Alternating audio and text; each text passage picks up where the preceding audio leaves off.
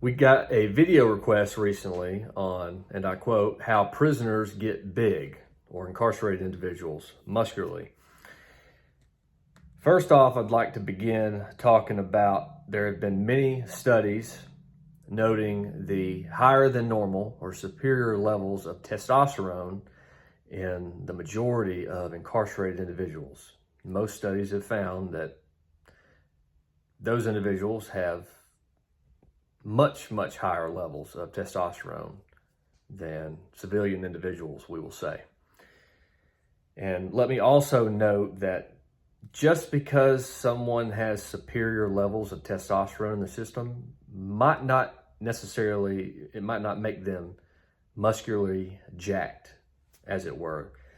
They might genetically have superior testosterone levels, but they might have a lower level on the what we call muscle belly size, and so they might be a smaller built individual, might not look as jacked, but they might have still superior levels of testosterone. So keep that in mind.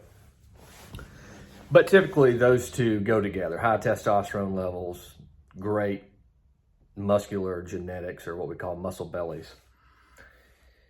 Next, I would say is that usually incarcerated individuals, they get ample and sufficient amounts of sleep. There have been studies showing, for example, if a man is getting 5 hours of sleep on a regular basis and he bumps that up to 7, 8, 9 hours of sleep, which is what we should be getting, anywhere between 7 and 9.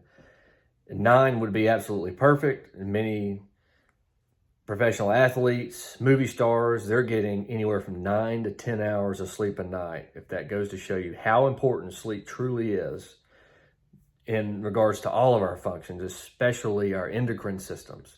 So if an individual is getting 5 hours on average sleep a night, let's say they're showing 400 or 500 on the level of testosterone. If they bump that up to 8 or 9 hours of sleep, they can see a 50 to 100% increase in their testosterone levels just from sleep alone. And incarcerated individuals are getting plenty of sleep. They are allocated, I would argue, at least 8 or 9 hours they can get minimum of sleep, depending on what facility they're at. So sleep is a big one.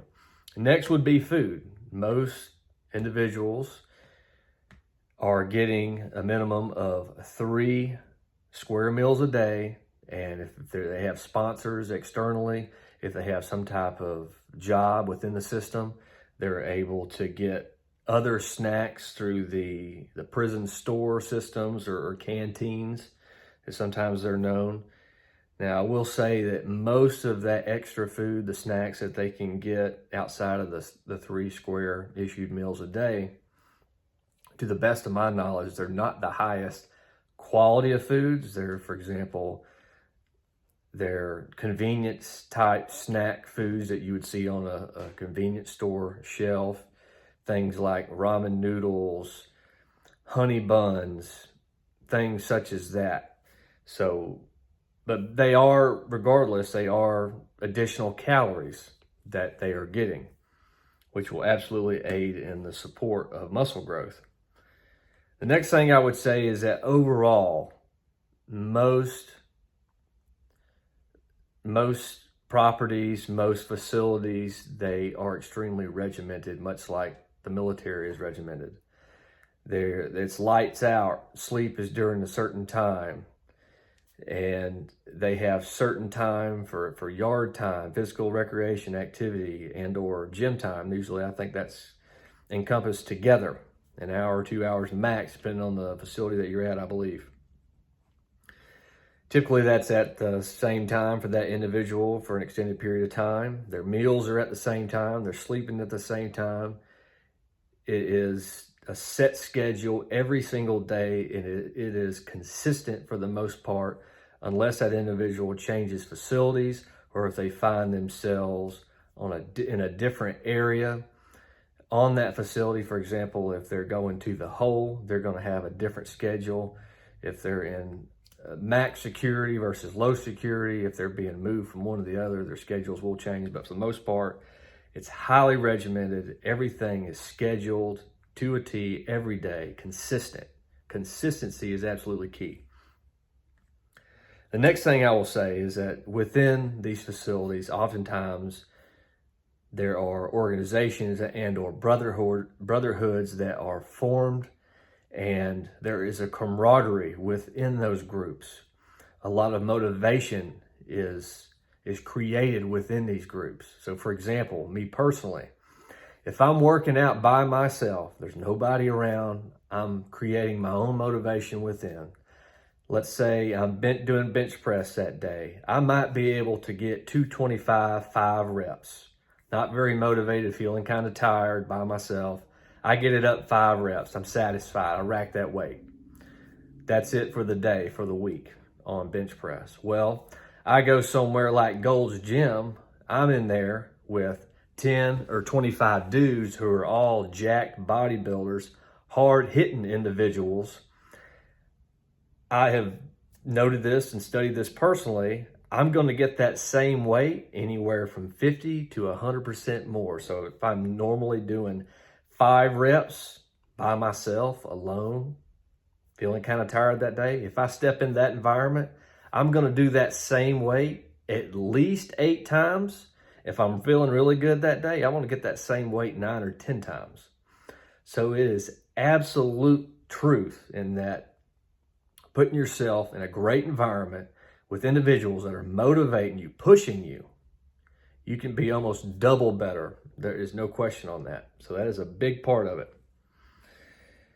So that is the main highlights, I would say, on how individuals get big in prison or in any type of sense of incarceration. Now, something I wanted to add on to this video is something called Hybristophilia. And what that is, this one of the topics I like to focus on this channel is male and female social dynamics. So I'm highlighting again Hybristophilia, and that is women who fall in love with the bad boys, in simple terms. So basically this comes from evolutionary psychology, in that basically the more bad an individual is perceived, subconsciously females typically correlate the worse portrayed an individual can be, the more alpha that individual is.